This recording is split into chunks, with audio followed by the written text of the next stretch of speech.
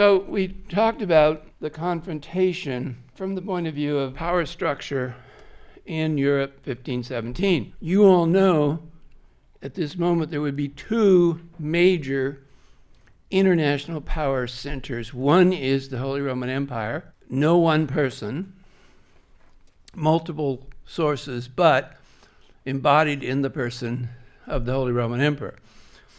He depends on all these other supporters. The other great power, the International Roman Catholic Church, based in Rome, again, one person, but out of 60 or so cardinals. He depends on those cardinals, he depends on their support, depends on the archbishops. So in a sense, there's certainly an advisory role for the other members of the church, but the church is run from the top. It still is. It's still contending with the problems of an international organization that's all run from the top. Now, the great confrontation is 1521 at the Diet of Worms, and the confrontation is April 1521, so you've had 4 years now of constant back and forth between Luther and the Pope. The Pope has excommunicated him, which is a bad move because that means now you really can't deal with him. And the Holy Roman Emperor himself is the most important voice in Germany to try and control what is now beginning to look more and more like a social revolution. Now, we need to stop there just for a second and face the fact that the minute Luther began to talk about these issues, suggesting that the man at the top was wrong, other issues popped up about the men at the top being wrong. So in other words, German citizens in a variety of cities, many of whom were very well educated, began to speak out against the way their politics was run. So they had their own arguments. And so by 1521, it's clear to everybody that the Protestant Reformation, which is a religious reformation, is very fast approaching a larger Reformation revolution. People are beginning to see that, and so everyone is pretty scared, including the emperor. This is a completely different problem than the theology. The Pope in Rome is worried about the theology, but Holy Roman Emperor is worried about power and his power. It all comes to the fore at the Diet. Here is the enactment of it. It's excellent. I'll just point out that in the beginning, Luther is very, very soft-voiced.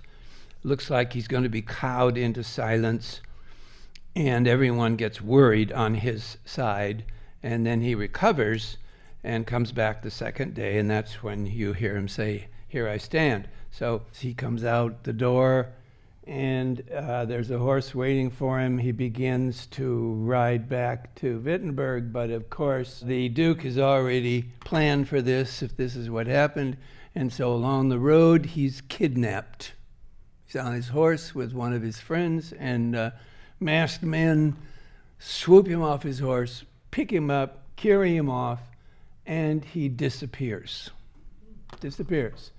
And they take him here to the Wartburg Palace, which you can visit to this day. It's all still there. Here in this room, he translates the Bible to German. Now, that's the next revolutionary step, because if you think about it, by putting the Bible into the language of the people, he's putting the Bible into their hands for the first time in 1,300 years.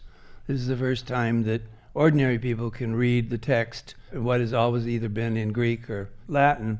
Now he will translate into German. Same thing will be going on in England, with simultaneously 1520s, Holland, and so from the 1520s and Luther on, all during the 16th century, there will be efforts to translate the Bible into the language of the people, and every single time it happens, there's another reverberation into more democratic church.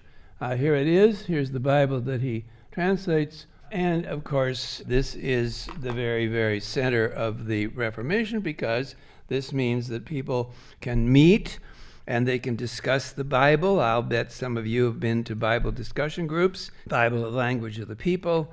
1522, first they published the New Testament. Again, here's the printers at work, you see. So he could publish, he could print this, he could translate it, and then they could print it and circulate it right away. The whole Bible is done by 1534. They're working. Now, here's another aspect of where the Renaissance and the Reformation come together. They're working with the original Greek and Hebrew texts. And people said, well, why do they need Hebrew? Because they need all the information they can get about the Jewish practices and Jewish community that is available to you if you read Hebrew, because, as you know, Jesus and all the apostles, they're all Jews, and so any question of what they're doing, what they're practicing, what they eat, what they travel, all these questions can be solved with more information from Jewish sources, Jewish books in the Bible, etc. In England, the Tyndale Bible will be translated and available by 1526. That's going to get him killed. William Tyndale is going to be arrested and burned in Brussels. And then by 1540, Henry VIII and Thomas Cranmer will sponsor the Great Bible, meaning all of it in English, based on Tyndale, most of it.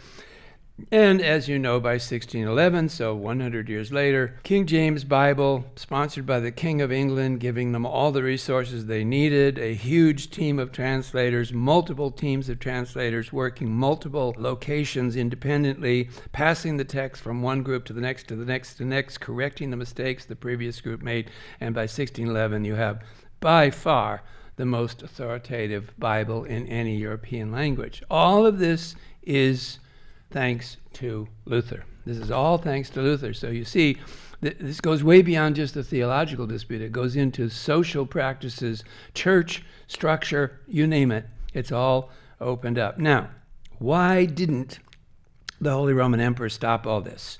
What is the explanation for the fact that certainly Charles and his team knew the dangers in 1520, 1521? Well, the survival of this Protestant Reformation, says Lou Spitz, depended on a juncture of mutual imperial and papal rivalry. And here's the key fact. Charles was caught between the French attacking his territories from the west and the Ottoman Turks attacking him from the east. So at this juncture of 1525, 1535, Charles always has two wars. He has one from France. France is attacking on various borders. The Ottoman Empire is attacking various properties, including Austria. And so, in order for him to concentrate completely on crushing the Protestants, he has to step away from his war with the Ottoman Turks and the French, and he can't do that. He's not going to do that. He is the man who heads up Austria, the Netherlands, Luxembourg, Burgundy, Alsace, Castile, Aragon, Naples, Sicily, all of Spain, all the New World dominions held by Spain. There's just no way that he can allow this to fall apart. His realm is double the size of France, and so he is running the biggest political operation in all of Europe. He will to the end of his life, encircled by France on three sides. But he is going to exhaust himself in running and defending this whole huge territory. And therefore, because of the international situation, the Protestants, particularly in the north of Germany, are allowed to proliferate, and they are going to explode. And between 1520 to 1530, all of the north will go over to the Protestants. All of the northern Germany will go over to the Protestants. And so Germany today is approximately Protestant north, Roman Catholic south. Bavaria, Munich is still Roman Catholic. What is going to be unleashed here is more than just a theological insight. It's also a democratic revolution. And the experience of the Reformation and the direction it's going is all exactly toward 17th century liberation of the individual. The one person who gives the best voice to all of this, which will be played out in the 18th century, is John Locke in his two treatises on government. And he says, and here is a key idea, all men are naturally, meaning born into a state of freedom in order to control and dispose of their actions and their possessions and persons as they think fit, within the bounds of the law of nature, natural law, without asking leave or depending on the will of any other man. Now, you know that statement is the founding block in America in 1776. You know that every single one of the signers of the Declaration of Independence had read John Locke's 2 treatises on government and agreed with him, and all the men in the Low Countries all knew the writings of John Locke, all agreed, and those writings and those ideas are going to be brought to England by William and Mary in the Revolution of 1688, and then they will animate England and the English Church. So between 1500 and 1600, the democratic revolution that's inherent in the Luther Reformation is going to proceed. Here's Lou summing it all up. The central teachings of the magisterial reformers, meaning Luther, Calvin, salvation by God's grace, by trust, belief, faith, guidance by the scriptures, don't provide a positive evangelical message and a doctrinal structure. They had a coherent religious platform, a standard to which millions could repair, and in this respect, the magisterial reformers had a great advantage over late medieval reformers, and he means Wycliffe, John Wycliffe, for example, who excoriated the abuses but offered no alternative system to organize a church, no alt system of theology, which Luther did. You see, Luther is writing books in the 20s, and he's giving them the structure they need. On the other hand, once the Pope and the councils had been pushed aside and no longer had the final word, the problem of the authority in the religious formations and communities became the crucial importance for all the reformers. It became the Achilles heel of Protestantism, and also we all know Protestantism is still proliferating into one cult after another. So there's the key problem. The minute they had liberated themselves from the structure of the Roman Catholic Church, then what kind of a structure were they going to set up? And that was the problem, and they knew it. Luther's central affirmation that individuals are justified in God's eyes by his grace alone, because of our faith, whose life, death, and resurrection saved people from their sin, brought them the gift of eternal life, became the keystone of Protestant theology. He got married.